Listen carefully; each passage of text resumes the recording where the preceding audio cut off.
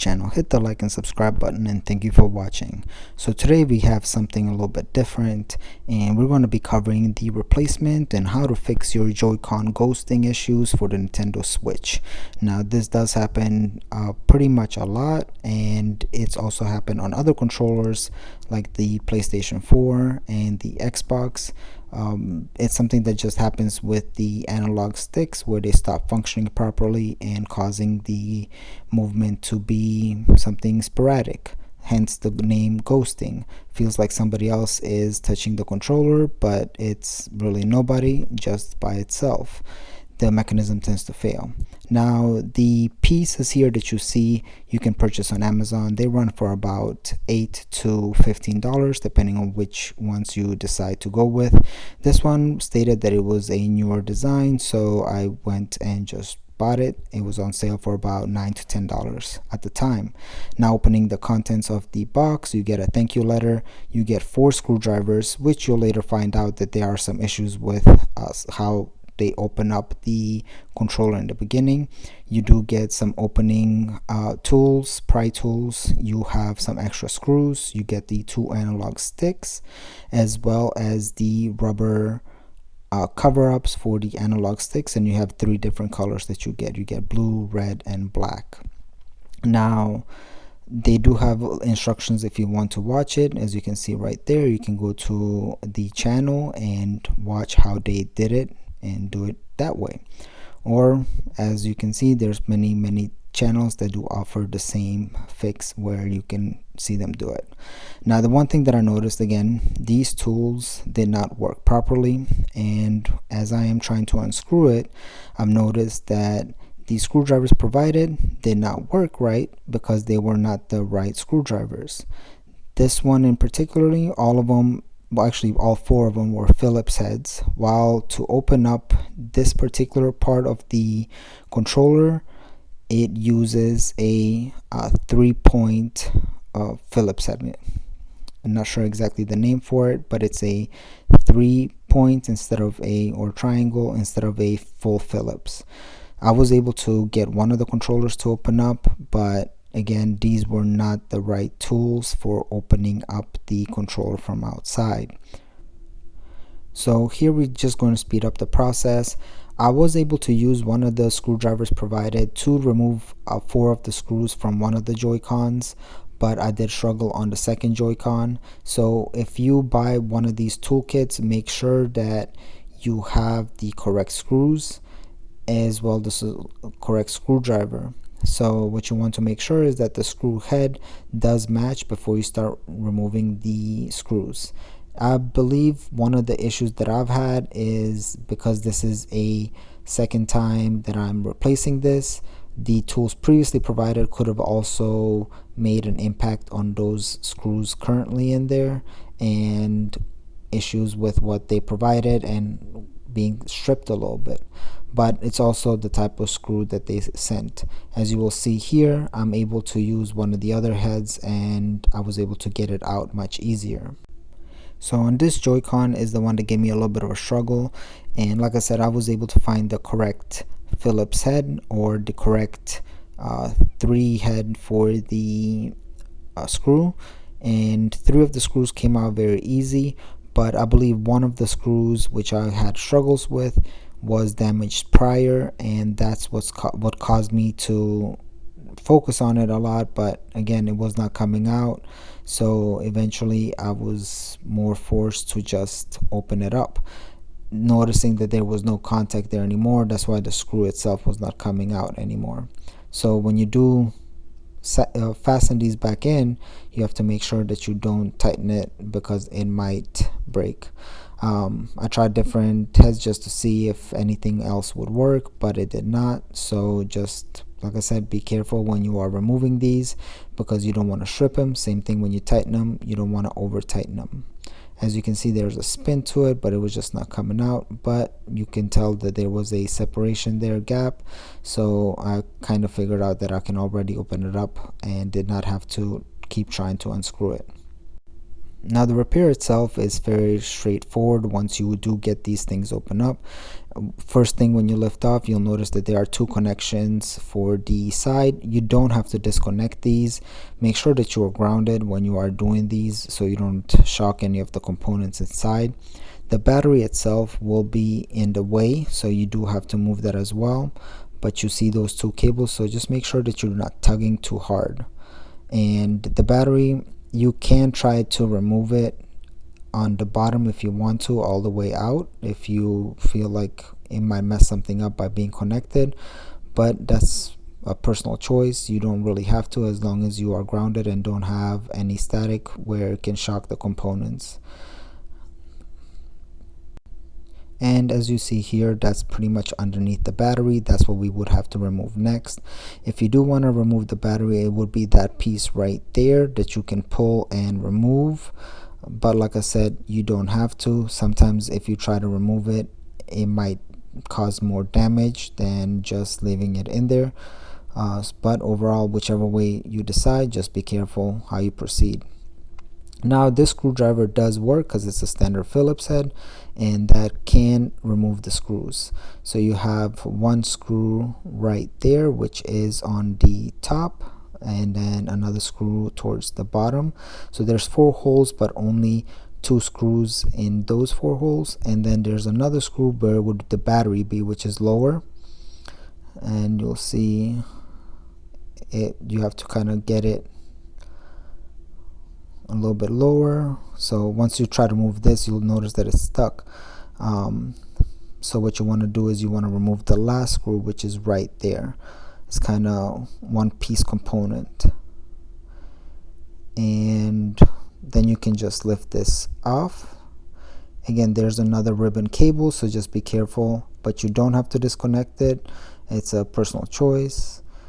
And that's your Joy-Con right there. The Joy-Con itself has a ribbon over it, so I did remove that one because I didn't want to scuff it in any way or break it, because that's connecting the triggers instead of the analog stick itself. And then the analog stick only has 2 screws holding it, as well as a ribbon cable that's connected to the right side lower piece, and you'll see that in a moment. And for those ribbon cables, when you do disconnect them, there is a little flap that you just lift up, and then you can pull them out. And then when you place them back in, which sometimes can be a little bit harder to do, is going to be just place it in there and then close that little flap, and that will close it. My vision was a little bit obscured here, so I had to try to reach in and get it. I was able to finally pry it open. This one pries from the back to the front, so once you do that, you can get it out. Like I said, I had a little bit trouble seeing, so it took me a moment to get it unhinged, but there we go. And that's your analog stick right there. That's the bad one. So now we have to connect the new analog stick,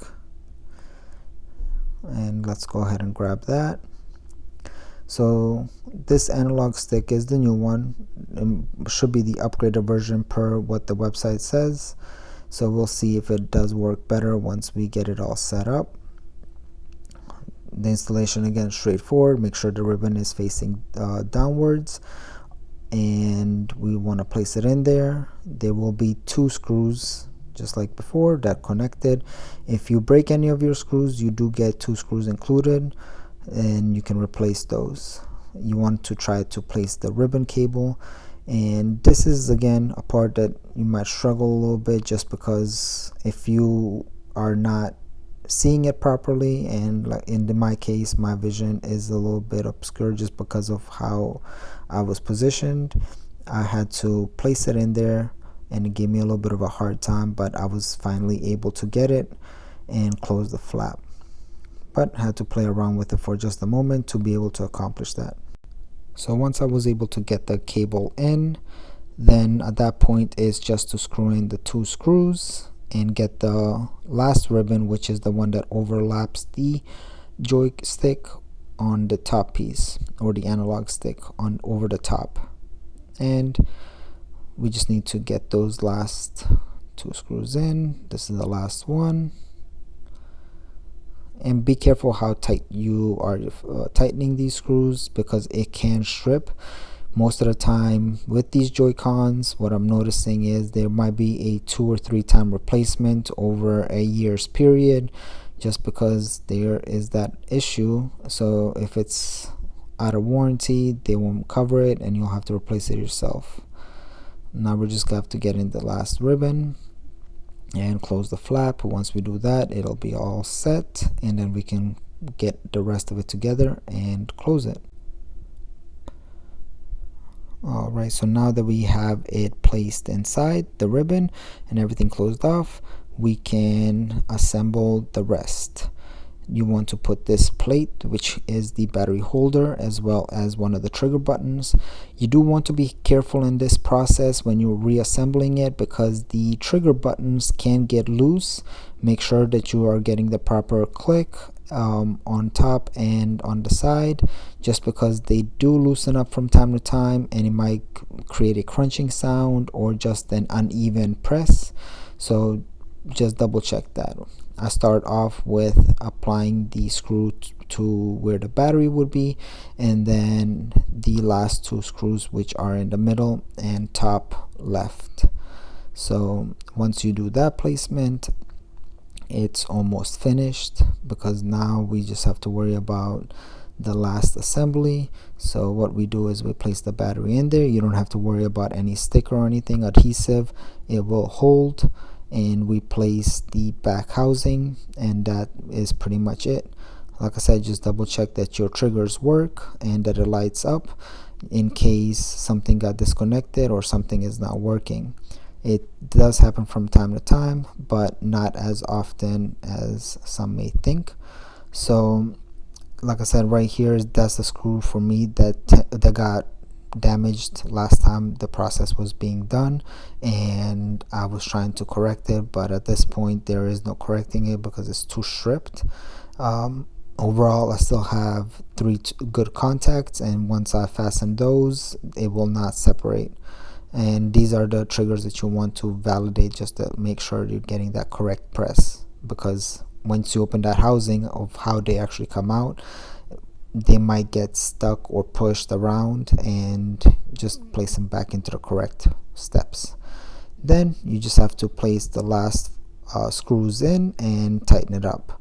If you want, you can make sure that it lights up. In my case, as you can see, I'm pressing the button, but I was not getting any response.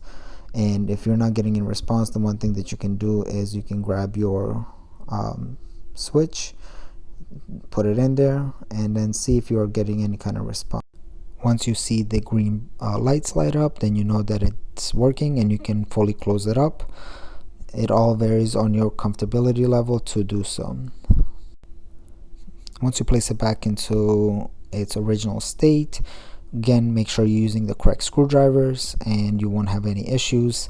That was the other piece, and we put that away. So now let's focus on the other Joy-Con. So this is the right, with the right analog stick. Now this one is a little bit different, so you would think that once you take the other one apart, this one would be the same. It is actually not. There are some differences between the 2 Joy-Cons, and it's also the placement of the analog. So you have to remove the battery again, or move it to the side. That varies on what you want to do. Once you do that, you have to remove the plate, and it's very similar. So you have the screw on the bottom by the connector, or to the left of it. Once we remove that screw, you have the screws on top. So you have one all the way on top and to the left, and then one to the right, or left and right. So once you remove those, you'll be able to remove that plate. On this one, the triggers do come off fairly easy in the process of repair. The other one, they stuck a little bit better, but you'll notice that on this process one of the triggers does come off and I have to place it back in, which is not hard, just need to know your placement. Alright, the ribbon cables are a little bit tighter in this location, so you do have to be careful. You don't have to disconnect it, that is your personal choice. In my scenario, I did not. Like I said, this is the second time that I'm repairing these after they fail, so I'm just focusing on the analog stick. And on this one, I did not have to remove any other ribbons except the one for the analog stick. It's right there in the middle, so we just want to disconnect that, and we got the ribbon disconnected. We grab the new analog stick and we're just going to install that. Again, this process is fairly easy, but there is one thing that you will have to do at the end, so watch till the end so you can see exactly the full process, or you might still have some issues once you start playing. Here we go, and that's the trigger that I was talking about. It did come loose, but we'll adjust that in a little bit of time. What we'll do next is, this ribbon cable is sometimes hard to place in there. Again, you have to make sure that you're in the correct position, that you can see, that you have enough lighting, or you might have some issues on how it's placed. Don't try to force it all the way in. It'll go in a little bit, and then in the process you will just press the flap, and that flap will hold it into place once it's closed off. It will create a good contact, so you don't have to worry about it. As you can see, I'm trying to get it placed in there, but again, I just had a little bit of a trouble because I couldn't fully see where the contact was, and even though it was going in slightly, I wasn't getting that full push in. So eventually I was able to get it placed and continue on to the next step.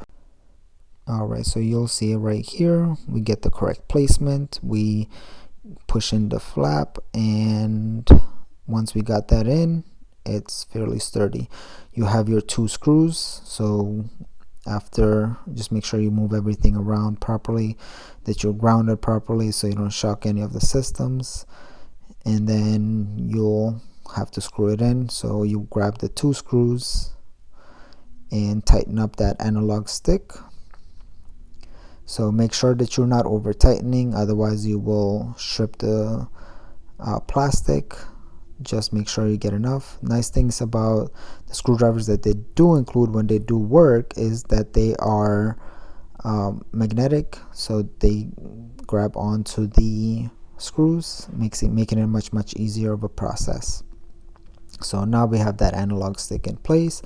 We want to place the back housing, and this is where we'll want to make sure that we have the trigger buttons fixed. So as you can see right there, that trigger button fell off, which has happened before on this particular analog stick, just because of the positioning. So when you are placing it back in there, make sure you have the correct placement. Usually the spring goes towards the front right there, and then the other piece clicks the button. Once you have that correctly done, you want to make sure you press it just to see that you get that responsive click, and then we want to place the housing back into place. So here we're going to go ahead and place that back in, double check the clicks, and that all is working. And now you just want to grab your 3 remaining screws and screw in this plate before we go on to the next step, and we would have to put the housing back into place. Now there's just a few more steps after this, but we're pretty much done with the whole process. We're almost there. Now when you're placing these back in, be careful with any of the ribbons that are around it, and that you're not over tightening it, just because if you over tighten it, it'll be stripped and you might not get the same experience. You might still get away with only being able to use 1 or 2, but just for better hold, you want to have as many as possible. So this one is not magnetic, so I do have to place it in there first and then just tighten it up, which isn't too much of an issue. And once we get this done, it's pretty much ready to go except one last step, and it's going to be something with the software. So we'll speed through this step real quick because it's the last 4 screws. The only thing that you have to remember is just don't over tighten them. So now that you have your controllers or your Joy-Cons ready, you want to connect them to your switch, and you want to go to the switch settings. Just find it right there, and then we want to scroll down to the controller option. Once you get to the controller option, this is where you will have to do some calibration to fix it. So, and you'll see why that is the scenario. First thing that I did is just check that there is no software update, and then went into the controller calibration. So you right click on the controller you want to fix. As you can see, as I'm moving this around, it's not going all the way down. There are some gaps in between. So what you need to do is calibrate it. And me here's just showing you that clicking all the way down, it's a little bit off. It's reaching all the sides, but it's not touching that bottom. So we're going to go ahead and calibrate it. So you click calibrate, and it makes you go to one side, release, down, release, up, or the other side, release, up, release. And that calibrates it for you. And the next step is doing rotation. So just rotate it all around, and that completes the calibration for that one. Now we go to the right one, and we're going to do the same thing. As you can see, once we go in this process, it's a little bit high, so we need to calibrate it as well. So we'll go ahead and start on the calibration piece, and you do the same thing. You go to the side, bottom, the other side, and top, and then you go all around. And once you do that, that'll calibrate it, and you'll see when it comes back, it's centered now. So if your Joy-Con is not working, or 2 of your Joy-Cons are not working, where there's ghosting issues, don't go out and buy a new one for about $60 to $70. You can just go on Amazon, buy one of these analog sticks for about $8 to $15, and you can fix it yourself. So hope you guys enjoyed the video. Stay tuned for more. Click the like and subscribe button, and thank you for watching.